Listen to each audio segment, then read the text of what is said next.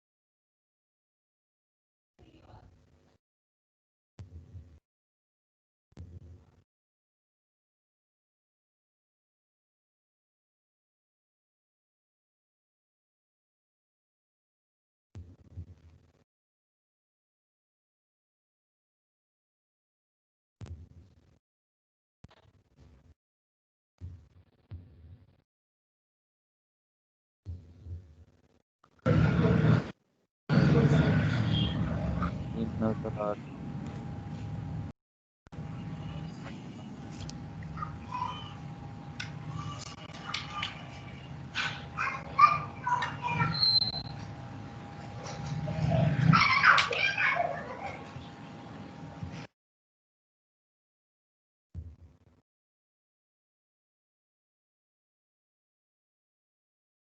हाँ जी, स्क्रीन नजर आ रही है आपको?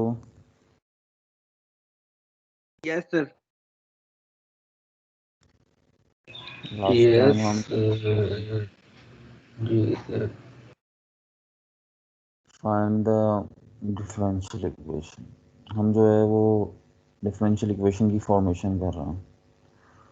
तो इसके लिए कुछ स्टेप्स थे, वो ये थे कि जितने इसके अंदर आर्बिट्ररी कांस्टेंट मौजूद होंगे इतने टाइम्स हम जो है उसके डेरिवेटिव लेंगे। तो हमने देखा यहाँ पर कि सिर्फ एक आर्बिट्ररी मौजूद है जिसका नाम ए है। हमने इसका एक दफ़ा डेरिवेटिव ले लिया। अब करना ये है कि डेरिवेटिव के बाद ये भी डिफरेंशियल इक्वेशन इसलिए नहीं बनी क्योंकि डिफरेंशियल इक्वेशन के अंदर there is no any arbitrary constant, तो यू हैव टू रिमूव। अब आपने रिमूव करना है इसको किसी तरीके से कि ए इसमें से निकल जाए। ठीक है, तो फिर आपने क्या करना है, डिवाइड इक्वेशन ए को इस जैसा बनाने के लिए, टू जैसा बनाने के लिए, ताकि वैल्यू सब्स्टिट्यूट हो जाए या ऐड सब्ट्रैक्ट हो जाए। तो वन को जो है विद रिस्पेक्ट टू एक्स आपने इस पूरे को डिवाइड करवा दिया, डिवाइड करवाया तो ये आ गई। फिर आपने लिखा कि भाई इक्वेशन 2 और 3 को प्लस कर दें। जब इस वाली इक्वेशन को इस इक्वेशन से प्लस करेंगे तो ये दोनों टर्म जो हैं कैंसिल हो जाएंगी। लास्ट वाली वन के अंदर वन ऐड होगा तो टू हो जाएंगे, और D Y upon D X के अंदर वाई अपॉन एक्स ऐड होगा तो ये बन जाएगी। तो ये इस तरह आपके पास ये रिमूव हो गया आर्बिट्ररी कांस्टेंट। तो ये आर्बिट्ररी कांस्टेंट रिमूव हुआ है, तो अब ये आपकी फाइनल जो बन गई डिफरेंशियल इक्वेशन, जिसमें no appearance of arbitrary constant with one derivative, यानी कि इसके डिफरेंशियल इक्वेशन का ऑर्डर वन है। ऑर्डर वन क्यों है? क्योंकि गिवन इक्वेशन में एक आर्बिट्ररी कांस्टेंट था, ये वजह थी।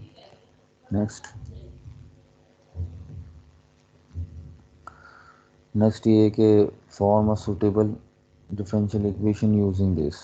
ये आपको अगेन एक फंक्शन दे दिया गया है, जनरल सॉल्यूशन कह सकते हैं। इसके अंदर कितने आर्बिट्ररी कांस्टेंट है, कौन बताएगा गिवन इक्वेशन में? सर दो हैं। जी, सर टू है। टू हैं, जिनका नाम ए और बी है। इसका मतलब है you have to taking derivative 2 times. ठीक है, इसका ऑर्डर क्या हो जाएगा, हम देखे मतलब बगैर निकाले हम बता सकते हैं कि इसकी जो डिफरेंशियल इक्वेशन होगी उसका जो ऑर्डर होगा वो 2 होगा। ठीक है, कैसे, in on the behalf of this 2 arbitrary constant, इनकी वजह से हम बता सकते हैं कि इसकी जो भी डिफरेंशियल इक्वेशन फॉर्म होगी उसका ऑर्डर 2 होगा। तो जी इसका फर्स्ट टाइम डेरिवेटिव ले लिया हमने, ये आ जाएगा। ठीक है, कॉस का क्या हो जाएगा, कॉस एक्स का माइनस साइन एक्स, ये ऐसे ही रहा, और साइन का क्या हो जाएगा, कॉस एक्स। फिर अगेन हमने क्या किया, ऐसा कभी सेकेंड जो है हमने इसको सेकेंड ऑर्डर ले लिया, जो फर्स्ट ऑर्डर आया था क्या हो जाएगा, साइन का कॉस और इस कॉस का minus sine, minus b sine हो गया। अच्छा जी, now taking minus sine common outside from both term, इन दोनों में से हमने माइनस साइन बाहर ले लिया। फिर हमने ये देखा कि जो अंदर वाली टर्म है, जो ये है टर्म, ये एग्जैक्टली ऊपर मौजूद है ना, जब एग्जैक्टली मौजूद है। अब सेकेंड ऑर्डर तो आ गया लेकिन आर्बिट्ररी कांस्टेंट रिमूव नहीं हुए। कभी कभार ऐसा होता है कि आर्बिट्ररी कांस्टेंट रिमूव हो जाते हैं बाय द यूजिंग या टेकिंग डेरिवेटिव्स। डेरिवेटिव ले, कभी कभार डेरिवेटिव लेते हैं तो उसी से आर्बिट्ररी कांस्टेंट रिमूव हो जाते हैं, लेकिन यहाँ ऐसा नहीं हुआ, दोनों के दोनों रह गए। अब फिर हमने क्या किया, इसको रिमूव तो करना था, एलिमिनेट करना था, तो हमने क्या किया, इसकी जब जब वाई माइनस कॉमन लिया तो ये अंदर जो वैल्यूज़ बची हैं दो, ये बिल्कुल वही वैल्यूज़ हैं जो कि वाई के बराबर होती हैं। तो हमने इसकी जगह पे इसकी वैल्यू लिख दी वाई, ये लिख दी थी वाई। ठीक है, माइनस साइन वैसे ही है और इस पूरी की जगह पे इसकी वैल्यू हो गई वाई। फिर इस वाई को यहाँ ले गए प्लस साइन के साथ, तो हमारे पास सेकेंड ऑर्डर की डिफरेंशियल इक्वेशन आ गई। ठीक है, this is the formation of differential equation of order 2। Order 2 क्यों है, अगेन कि इसके अंदर दो आर्बिट्ररी कांस्टेंट मौजूद थे, इस वजह से। ठीक है, अच्छा, form a suitable differential equation using this, hint यही है कि अब आप बताएं कि इसके अंदर कितने आर्बिट्ररी कांस्टेंट मौजूद हैं। हाँ जी, कितने मौजूद हैं आर्बिट्ररी कांस्टेंट, 2 है सर। 2 हैं एग्जैक्टली। तो इन दोनों को आपने करना ये है कि जब ये 2 है ना, तो आपने इसका मतलब है ऑर्डर कितना बनेगा जो डिफरेंशियल इक्वेशन का होगा, 2 सर। एग्जैक्टली 2 होंगे। अच्छा जी, अब 2 का मतलब ये है कि आप इसका 2 टाइम्स डेरिवेटिव लेंगे। तो चलें लेके वो दिखाएं, लेके दिखाएं, अपने पास लिखें किसी जगह पे।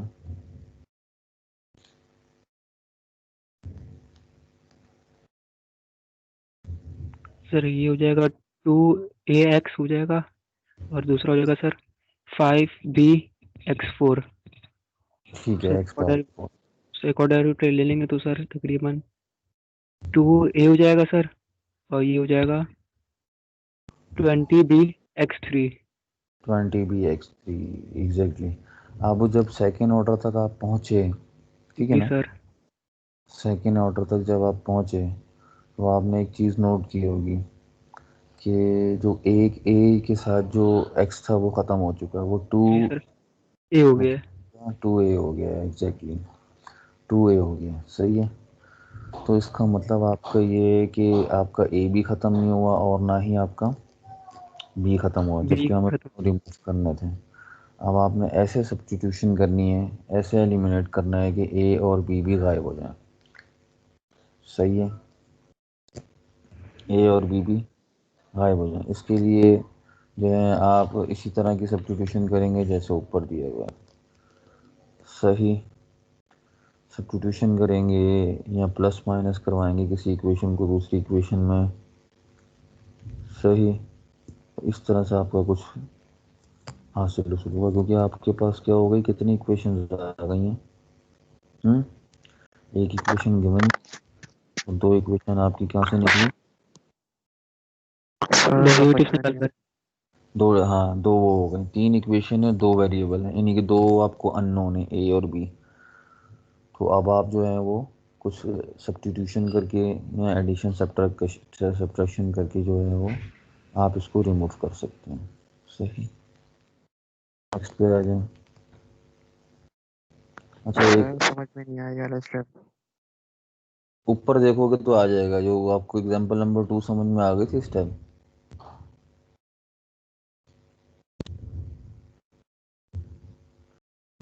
एग्जांपल 2 समझ में आई थी ऊपर।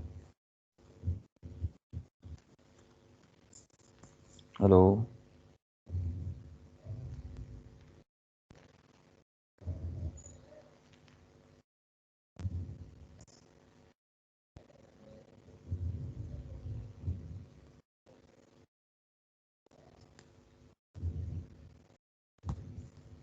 चलेगा सर शायद हम्म, वो चलेगा सर शायद। एग्जाम्पल टू थर्ड स्टेप तक आई थी समझ में सर, उसके बाद एलिमिनेशन नहीं आई। वो एलिमिनेशन यही, वहाँ पे भी तो यही किया हुआ एलिमिनेशन, एग्जांपल नंबर 2 पे है। वैसे चलो यहाँ ट्राई करते हैं।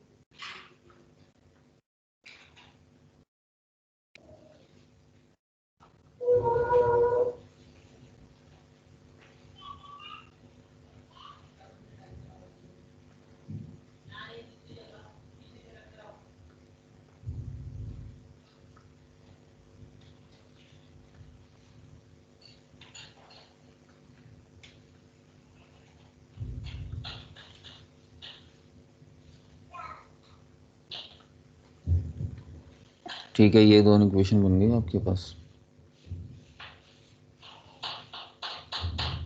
Yes sir. हाँ, अब तो दो तरीके हैं, इन तीनों इक्वेशंस को यूज कर सकते हो आप। तीनों में से कौन सी बेस्ट रहेगी, एक ये है। सर फर्स्ट बेस्ट है सर, यही बेस्ट है। एक्स इसको ऐसे डिवाइड कर देंगे तो तकरीबन कुछ आ जाएगा सर। नहीं, आप इसको इसको यूज कर लें या इसको यूज कर लें, ये भी बहुत बेस्ट है, आपस में यूज कर लें। इसको अगर आप डिवाइड करवाते हैं दोनों आपस इक्वेशन में, ठीक है, तो होगा क्या, होगा ये कि ये जो है ना, ये तो 1 हो जाएगा ये सर। 2 है, ये 2 है। सर ये कैंसिल आउट हो जाएगा। हाँ, ये कैंसिल आउट हो जाएगा।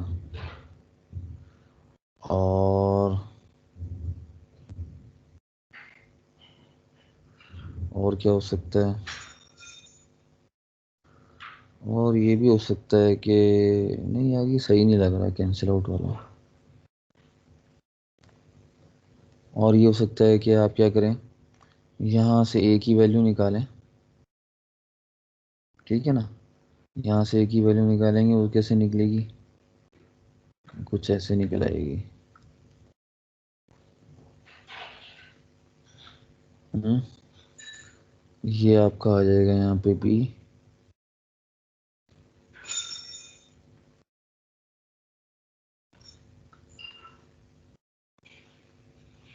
बल्कि माइनस का भी, और यहाँ आ जाएगा y 5 अपॉन x स्क्वायर। अब आप इसको यहाँ रख लीजिएगा, ठीक है, y डबल डैश में एक ही वैल्यू आ गई ना आपके पास, सही है। Yes sir. हाँ, यस यहाँ सर। रख लेने के बाद फिर आप क्या करेंगे, b की वैल्यू निकाल लेंगे, सही है। फिर इस तरह जो है वो सब्स्टिट्यूट वगैरह करके उसकी वैल्यू को, जो b की वैल्यू निकलेगी वो आप यहाँ पुट कर देंगे, a भी आ जाएगा, ठीक है। a भी जो है वो इन टर्म्स ऑफ वेरिएबल आ जाएगा। फिर दोनों जब a और b आ जाएंगे तो फिर उसको एक दफ़ा यहाँ पुट कर दीजिए, एक दफ़ा यहाँ पुट कर दीजिए, ठीक है। अब हो जाएगा। Yes sir. ओके। सर इसका आगे आंसर क्या इसका आंसर कोई लिखा हुआ थोड़ी है यार, तरीका सारा बता दिया मैंने आपको। यहाँ से a आ गया, लेकिन ये आरजी ए आया है जिसके अंदर आर्बिट्ररी ए बी भी मौजूद है, इन टर्म्स ऑफ बी आया है। फिर आपने जब ये वाली वैल्यू उठा के जब आप यहाँ रखेंगे, फिर आपके पास क्या जवाब आ जाएगा, ये पूरी इक्वेशन बी की फॉर्म में आ जाएगी, ठीक है, क्योंकि ये बी, ये वाले जो बी है यहाँ आ जाएगा। फिर वहाँ से आप बी की वैल्यू निकाल लेंगे, जो वहाँ से बी की वैल्यू आरजी निकलेगी ना, वो वेरिएबल की फॉर्म में होगी, फिर वो उसके अंदर ए मौजूद नहीं होगा, ठीक है। फिर वो वाली जो भी वैल्यू यहाँ से निकलेगी बी की, उसको आप दोबारा यहाँ पुट कर दीजिएगा। जब यहाँ पुट करेंगे ना तो ए भी जो है ना वो विदाउट बी हो जाएगा, क्योंकि बी की वैल्यू आ जाएगी यहाँ पर।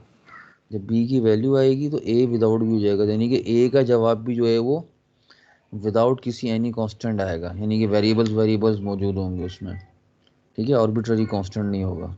तो एक दफ़ा यहाँ से जो नीचे से बी निकला होगा और यहाँ से जो ए निकला होगा फाइनली, वो दोनों ये वाला ए और बी फिर अगेन इस इक्वेशन में पुट कर दीजिएगा, सही है। सर हमने डबल डेरिवेटिव वो जो आपने डिवाइड वाली क्वेश्चन अभी बताया था ना, दोनों को डिवाइड करने का, उससे एक आंसर निकाला तो है, लेकिन कंफर्म करना था कि वो सही है या नहीं। सर आप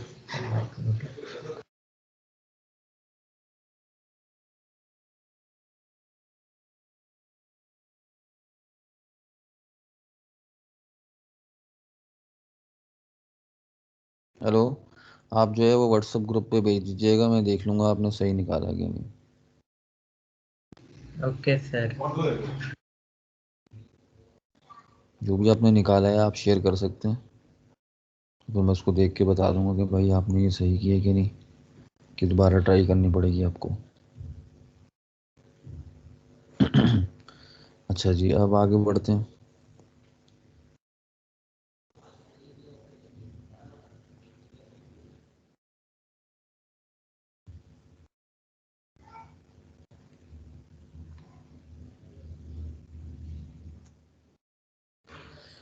हाँ जी, अब टॉपिक आया है। अच्छा, एक और बात है, इससे पहले कि मैं आपको एक और क्वेश्चन देना चाहता हूँ यहाँ पर। वो क्वेश्चन कुछ इस तरह का है कि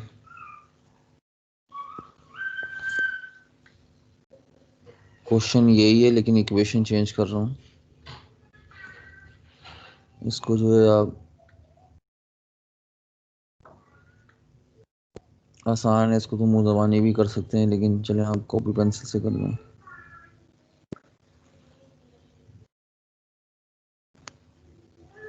ये गलत लिख दिया मैंने।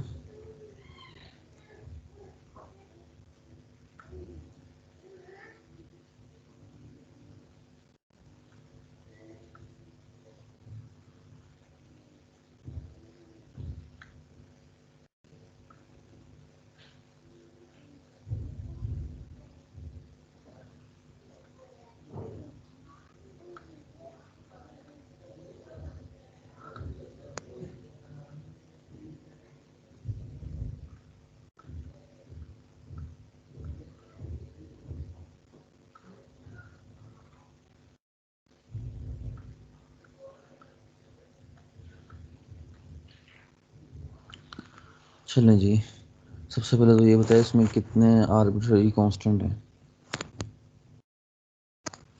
3 सर। तीन चलिए, ABC। तो उसका मतलब ये है तो जो है वो तीन तीन ऑर्डर तो उसका निकलना चाहिए ना, ऑर्डर उसका 3 होगा डिफरेंशियल इक्वेशन का। Yes sir. तो how many times we take derivative of this equation? 3 times. 3 time ना। तो 3 3 टाइम्स टाइम सर। करें फिर आप उसके, फर्स्ट टाइम क्या होगा, सेकंड टाइम क्या होगा, करते जाएं।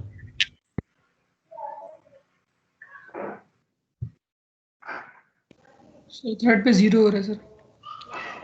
थर्ड पे 0 हो रहा है, कोई आर्बिट्ररी, थर्ड पे 0 होने के बाद कोई आर्बिट्ररी कांस्टेंट आ रहा है? No no sir. Sir. Hmm no sir, no, नहीं आ रहा।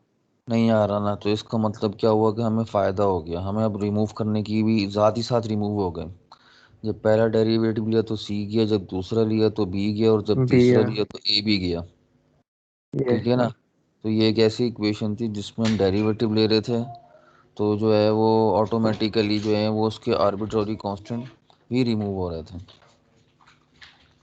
सही है ना। तो यहाँ पे यस आपको सर। एलिमिनेशन की जरूरत नहीं पड़ी, एलिमिनेट खुद ही हो गए बाय टेकिंग डेरिवेटिव्स। तो ये भी एक डिफरेंशियल इक्वेशन है, बन गई आपके पास ऑर्डर 3 की। अच्छे थी। इसके बाद जो है हम स्टार्ट करते हैं इनिशियल वैल्यू प्रॉब्लम और बाउंड्री वैल्यू प्रॉब्लम। ठीक है। इसकी कोई अगर बाकायदा डेफिनेशन लिखना चाहता है तो लिख ले, बल्कि लिखना क्या चाहता है लिखें, लाजमी लिखें।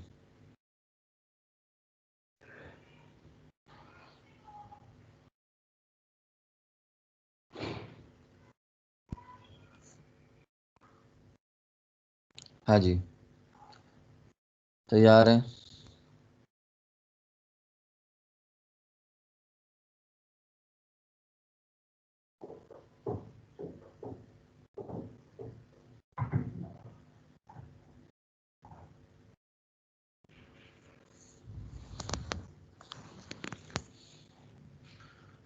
इसमें अपने पास किसी चीज़ में नोट कर लें, अ differential equation, a differential equation problem,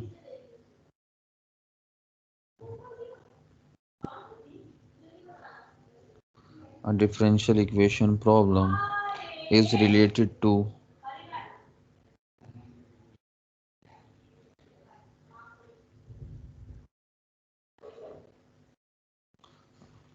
hello, a differential equation problem is related to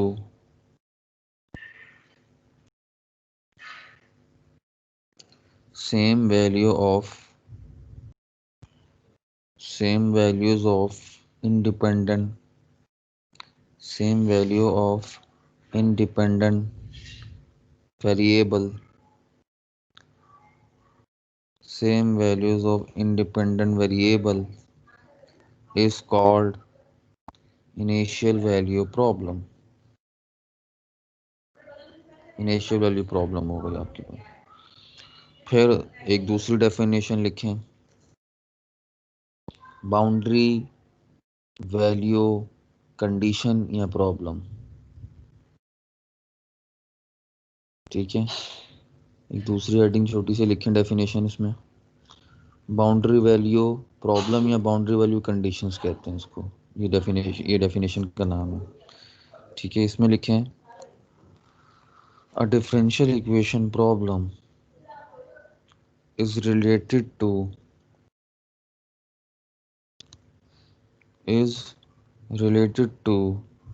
different values of independent variables. A differential value, a differential equation problem is related to different values of independent variable is called boundary value problem। ठीक है, ये इसकी definitions थी। ठीक है।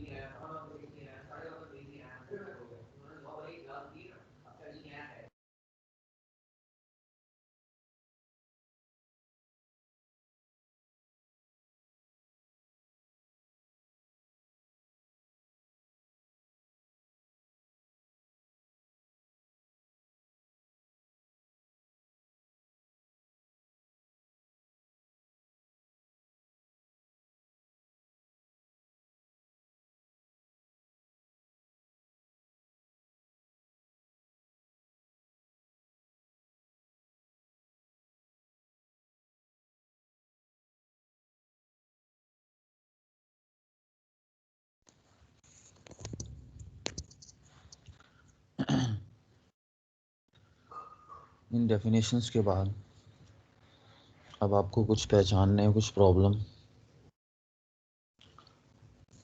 No sir. क्या हो गया? No sir. आसान होगी ना सर ये इनिशियल कंडीशन का? जी इनिशियल कंडीशन में सेम रहेगी सर, वो होगी डिफरेंशियल की, और बाउंड्री में सर डिफरेंट हो जाएंगी। क्या चीज़ हो जाएगी? जो इंडिपेंडेंट वेरिएबल है उनकी वैल्यूज बोल रहा हूँ। जो डिपेंडेंट है, जैसे कि ये अगर कोई प्रॉब्लम आता है, जैसे कि ये आपको एक प्रॉब्लम दिया हुआ है, ठीक है, इसके नाम पे गौर मत करें भी, ये आपने खुद पहचानना है। ये डिफरेंशियल इक्वेशन है, सही है। ये आपके पास क्या है? इसकी जो है वो इनिशियल कंडीशंस है, ठीक है। तो अब आप जो सॉरी कंडीशन है कोई, अब हमें ये भी नहीं पता है कि इनिशियल है या बाउंड्री वैल्यू कंडीशन है या बाउंड्री वैल्यू प्रॉब्लम है। अब ये कैसे पहचानेंगे कि आप ये क्या है?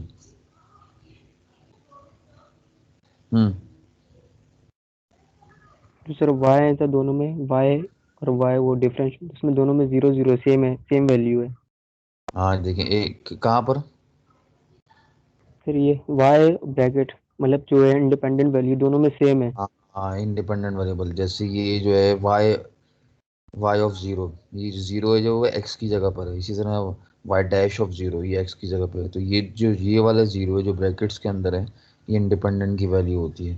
तो क्योंकि ये दोनों सेम है। अच्छा, अगर एक ही वैल्यू होती, सिर्फ यही होती, ये ना होती, तो फिर एक में तो बड़ा आसान हो जाता ना। एक में जो होती है वो खुद ही से कंपेयर हो जाती है और वो सेम हो जाती है, ठीक है।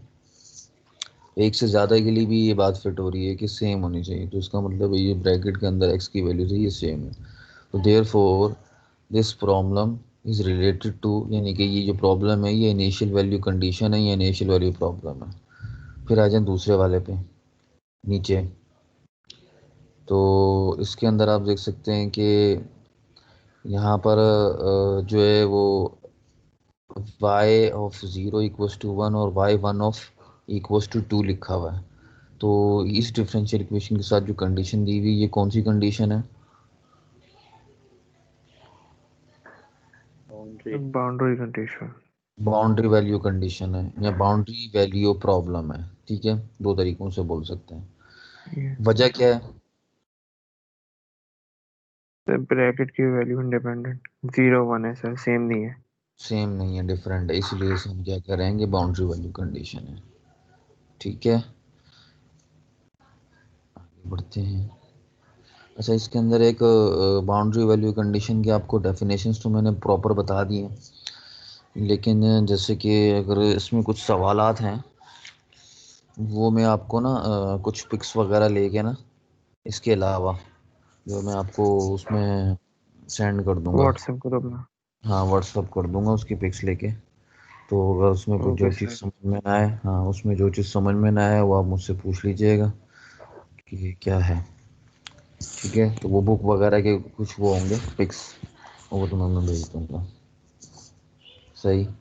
तो अब हमारे पास ये है कि और एक्सरसाइज भी भेज दूंगा उसके साथ ही।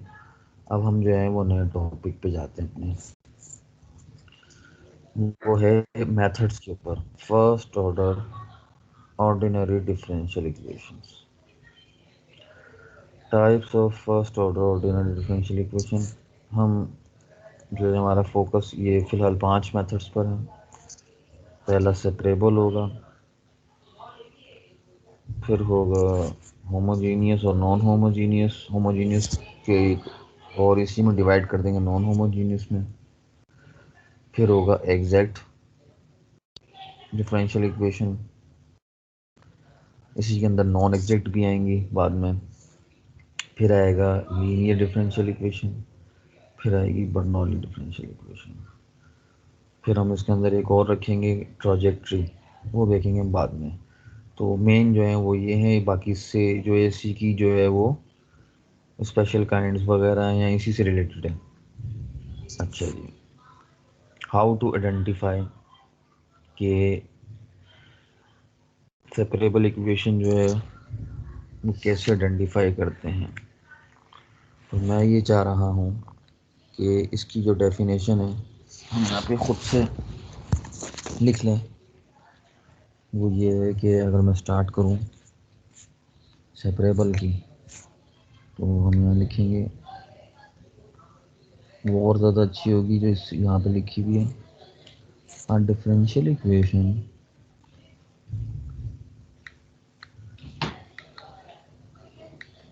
अब मैं ज़रा शॉर्ट फॉर्म में लिखूँगा। ये मैंने DIFF डिफरेंशियल सीधे लिखा है, और ये EQ जो है वो मैं लिख रहा हूँ इक्वेशन के लिए। तो क्या हो गया, अ डिफरेंशियल इक्वेशन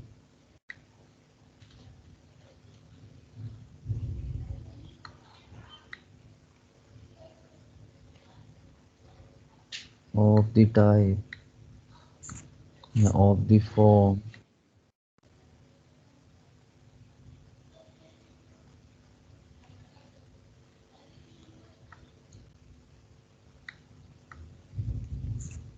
ठीक है, अगर इस तरह की हो कोई इक्वेशन कि capital F of X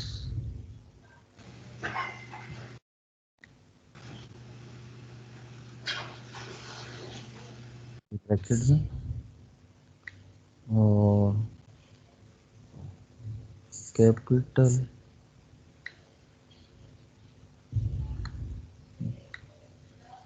G of Y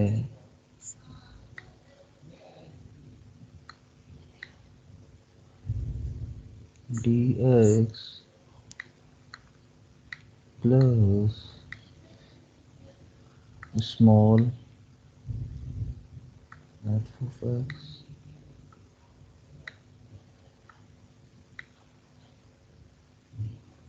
small g of y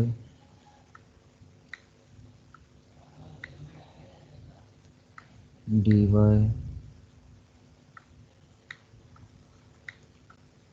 equals to 0। ठीक है, अगर एक इक्वेशन इस तरह की है तो इसको हम कहेंगे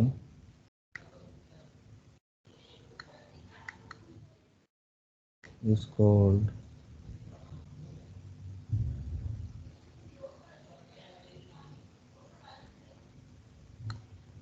is called is called a separable equation। ठीक है ना, सही है।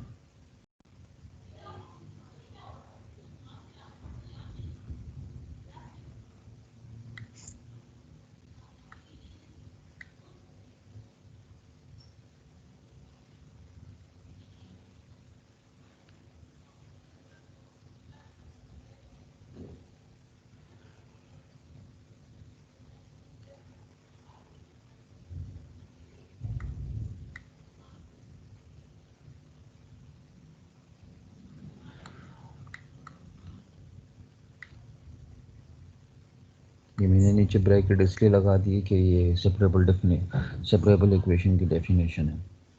ठीक है, फिर हम लिख सकते हैं कि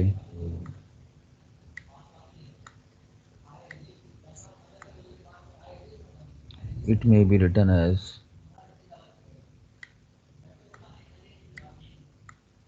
यानी कि जो अब इक्वेशन मैंने लिखी है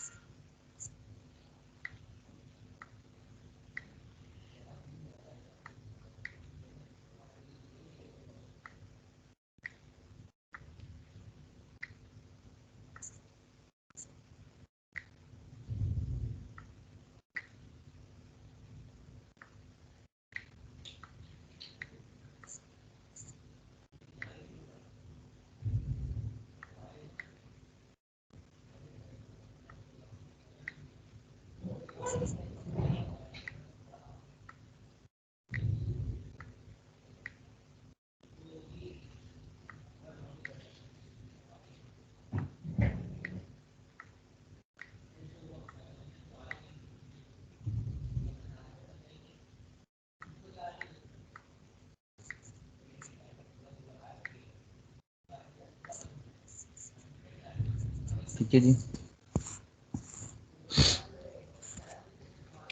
तो ये है सेपरेबल इक्वेशन की definition proper.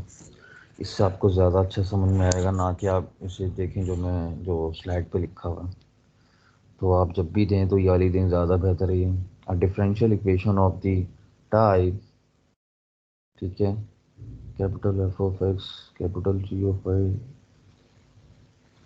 D X plus small F of X small G of Y D Y equals to 0। इसका मतलब ये है कि जहाँ पे भी डी वाई और डी एक्स मौजूद हो, डी एक्स के साथ भी एक्स और वाई के फंक्शन मौजूद हो सकते हैं, डी वाई के साथ भी एक्स और वाई के फंक्शंस प्रोडक्ट की शक्ल में मौजूद हो सकते हैं। अब आपने उनको स्प्लिट या आपने ऐसे उसको अरेंज करना है कि तमाम एक्स के फंक्शन शिफ्ट हो जाएं टूवर्ड्स डी एक्स और तमाम वाइज के function shift towards D Y. ठीक है, इसको मैं ऐसे समझा सकता हूँ कि ये अरेंजमेंट कैसे आई होगी।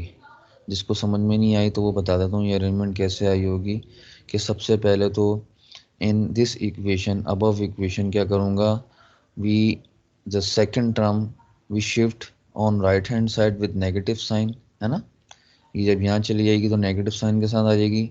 नाउ इन नेक्स्ट स्टेप मैं क्या करूँगा कि ये जो दो टर्म्स होंगी, छोटा वाला स्मॉल एफ ऑफ एक्स और स्मॉल जो है वो जी ऑफ वाई, तो यहाँ पर मल्टीप्लाई होंगे and we cross the multiply into the division. फिर मैं क्या करूँगा, ये जो टर्म होगी राइट साइड पे F of X G of Y जो हम यहाँ लेके गए होंगे, उन दोनों को शिफ्ट कर देंगे in the denominator of left hand side, तो वहाँ नीचे आ जाएंगे। ठीक है ना, नीचे आ जाएंगे। बल्कि एक मिनट, थोड़ा सा गलत कर दिया, दोनों को नहीं शिफ्ट करूँगा, सिर्फ एफ ऑफ एक्स वाले को शिफ्ट करूँगा। तो एफ ऑफ एक्स वाले को शिफ्ट यहाँ करूँगा और ये जो और उसके साथ जो है ये जो ये है कैपिटल जी ऑफ वाई, ये यहाँ पे मल्टीप्लाई हो रहा है, वहाँ नीचे जाके क्या हो जाएगा, वहाँ नीचे जाके ये डिवाइड हो जाएगा। ठीक है, उसके बाद क्या करूँगा, वो जो पूरी टर्म होगी जो राइट साइड पर होगी उसको दोबारा उठा के लेफ्ट साइड पे ले आऊँगा। जब लेफ्ट साइड पे ले आऊँगा तो ये सिचुएशन बन जाएगी। Equation may be return as this in this form. ठीक है, समझ में आया ये कैसे अरेंजमेंट हुआ होगा। तो अब ये क्या हो गया, सेपरेट हो गई। ये गिवन इक्वेशन सेपरेबल थी अगर तो वो सेपरेट हो जाए। ठीक है ना, ये गिवन इक्वेशन सेपरेबल थी, हमने उसको सेपरेट करके दिखा दिया जी। तमाम एक्स वाले फंक्शंस, ठीक है ना, ये स्मॉल कैपिटल एफ जो एक्स के ऊपर डिपेंड करते हैं वो डी एक्स के साथ आ जाएंगे और तमाम वाइज वाले फंक्शन यानी कि स्मॉल और कैपिटल जी ऑफ वाई जो है वो तमाम के तमाम जो है वो अगर डी वाई के साथ आ जाएं तो ऐसी इक्वेशन को हम क्या कहेंगे, डिफरेंशियल इक्वेशन को हम कहेंगे ये सेपरेबल डिफरेंशियल इक्वेशन है। ठीक है, और अगर ये वाली चीज़ बन जाए तो हम we can easily now integrate, इसको हम इजीली इंटीग्रेट नहीं कर सकते। वाई, क्योंकि जब हम यहाँ पे इंटीग्रेट का साइन लगाएंगे तो हमें तो लेना पड़ेगा डी एक्स के रिस्पेक्ट से, तो वहाँ पे डी वाई भी आ रहा होगा फंक्शन, तो हम उसका इंटीग्रेट नहीं ले सकेंगे, दो अलग अलग फंक्शन आ होंगे। हाँ, जबकि हम यहाँ पे इंटीग्रेट का साइन लगाएं और यहाँ पे इंटीग्रेट का साइन लगाएं तो हमें एक्स के रिस्पेक्ट से लेना होगा। तो चूंकि दोनों फंक्शन एक्स के होंगे तो लिहाजा बड़े आराम से हो जाएगा। इसी तरह यहाँ पे दोनों फंक्शन वाई के होंगे तो बड़े आराम से इंटीग्रेट हो जाएगा। तो ये इसकी करेक्टरिस्टिक थे। और इक्वेशन वो इक्वेशन जिसको हम सेपरेट कर सकें variables, all the function which are depend upon x shifted toward dx and all depends upon y functions shifted towards dy, that type of differential equation is called separable equation। ठीक है, तो हम ये इस तरह की इक्वेशन को separable equation कहेंगे। नेक्स्ट स्लाइड पे चलते हैं। अब हम एक्स इसके ऊपर जो है वो एक्सरसाइज आ जाएगी हमारी। एक सवाल आया है, कहते हैं कि solve the initial value problem. ठीक है, ये ना भी लिखें तो हम सिर्फ ये लिख देंगे solve the following equation differential equation. तो पहला स्टेप क्या है जी, पहले स्टेप में क्या किया है, अब हमने यही करना है कि तमाम x वाले x की तरफ भेज देने, तमाम y वाले फंक्शन टूवर्ड्स y शिफ्ट कर देना है। तो यहाँ पे y कितने के फंक्शन है, एक नीचे दिया हुआ है ये पूरा और एक ऊपर दिया हुआ है ये cos x के साथ। तो इसका मतलब हमने क्रॉस मल्टीप्लाई करा देना है, y नीचे चला जाएगा, यहाँ मल्टीप्लाई हो रहा है, और ये जो पूरा है 1 + 2y की स्क्वायर ये ऊपर चला जाएगा, ठीक है, dy के साथ। देखें ये यही हुआ है। और फिर ये जो dx है ये चला जाएगा cos x के साथ, ठीक है। अब हम आराम से इंटीग्रेट कर सकते हैं, बल्कि इंटीग्रेट करने से पहले हम एक काम कर सकते हैं, वो क्या होगा, एलसीएम ब्रेक कर सकते हैं। जैसे कि मैं यहाँ पर आपके करके दिखाता हूँ इस स्टेप के बाद। तो क्या होगा, अगर मैं एलसीएम ब्रेक करूँगा तो ये और ज़्यादा आसान हो जाएगा समझने के लिए, ठीक है।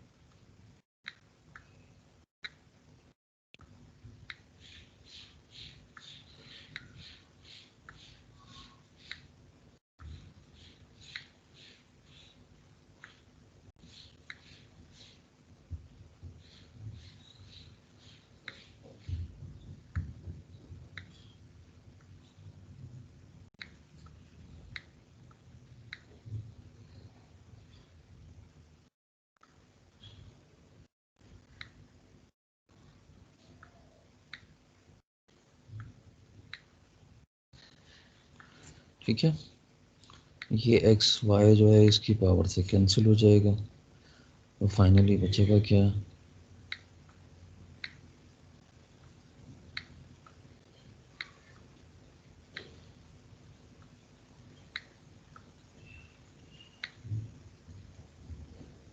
सॉरी गलत कर दिया मैंने, ये आएगा 2y।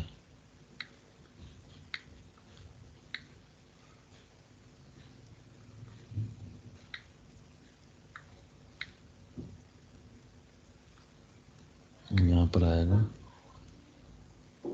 dy।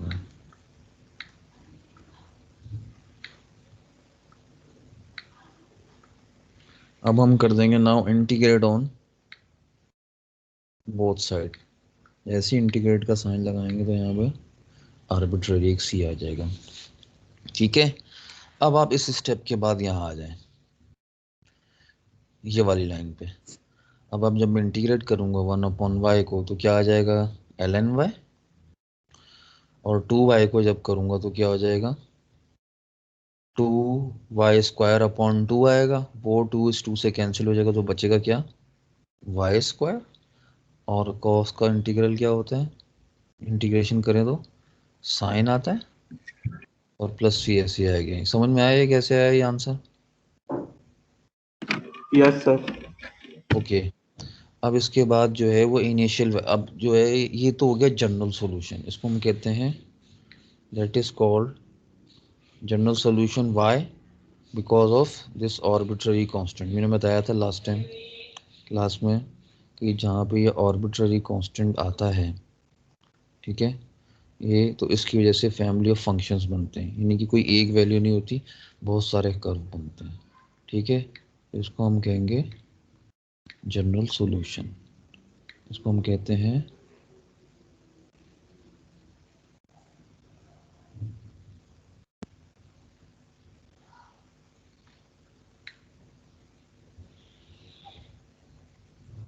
जो हमने पीछे देखा था हमारे पास कौन कौन सी टाइप होती है।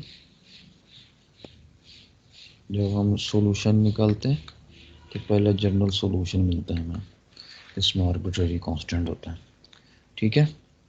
अच्छा, अब वो प्रॉब्लम यानी कि जो जो जिसके अंदर कंडीशंस दी हुई हो, आइदर वो कंडीशन जो है वो आपके पास हो इनिशियल की या बाउंड्री की, ठीक है।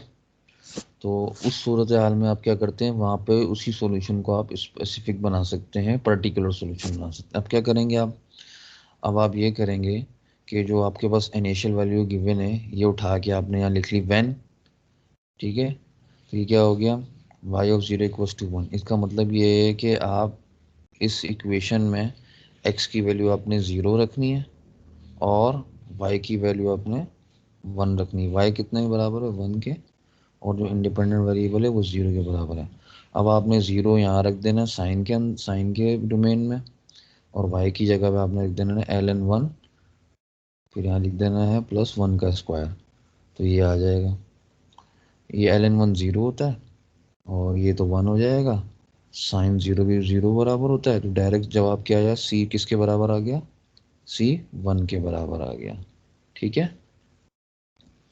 अब ये आपने c1 जो है इसको आपने पुट कर देना है इस इक्वेशन में। ठीक है। इस इक्वेशन में जब पुट करेंगे तो c की वैल्यू आ जाएगी 1, जैसे कि नीचे आपको फाइनल आंसर में लिखा हुआ है स्टेप नंबर 4 में। चाहे स्टेप ना लिखें आप, तो आपको समझाने के लिए थे, तो जो मैंने जिस तरीके से बताया आप इस तरीके से भी कर सकते हैं। तो c आपने 1 रख दिया। ठीक है। आपने अपनी ऊपर वाली इक्वेशन में, तो वो इक्वेशन क्या बन गई? ln y plus y square equals to sine x plus c. तो अब जो है वो c की जगह पे उसकी फिक्स्ड वैल्यू आ गई। so that is called your particular solution after using conditions या condition।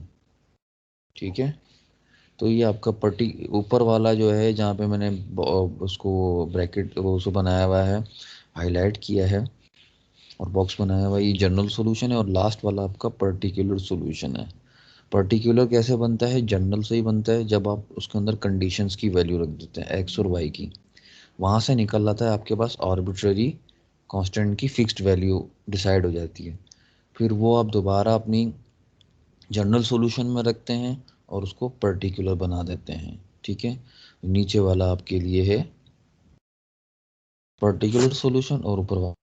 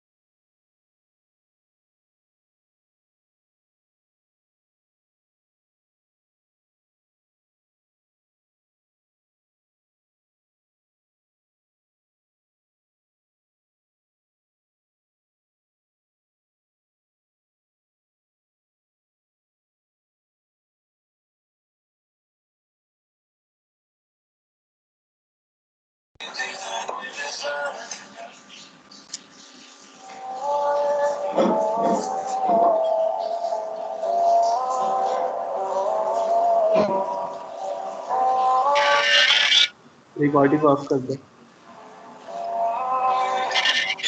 प्रेजेंटर नहीं है कोई, प्रेजेंटर नहीं है कोई। वैल्यू 36 और 38 का रिजल्ट है।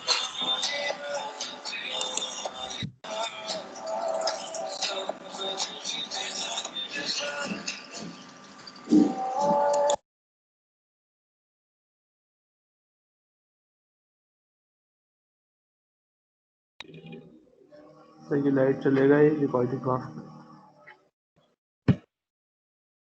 वेब प्रेजेंटर नहीं है कोई भाईजान।